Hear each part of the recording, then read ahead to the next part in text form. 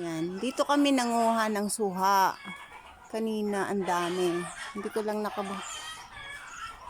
ang iingay po ng manok namin. Sobrang iingay nila. Yan ginagawa nilang bahay itong suha. Punta tayo sa isang suha. Ang dami na. Sobrang tuyo ng mga pananim ngayon. Dahil sa sobrang init. Ang kalamansi, di ba? Sobrang dry. Yung mga nila, dahon.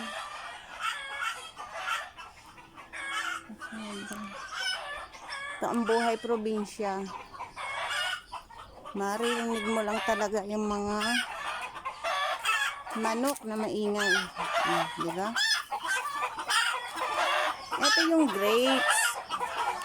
Kaso, wala pa sila masyadong puro dahon lang, wala pang bunga ba.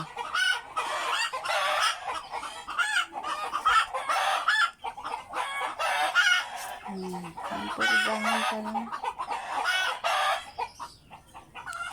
Yan, suha din yan.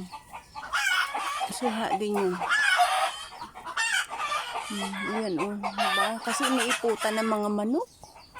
Ang suha dito. Ayan, laki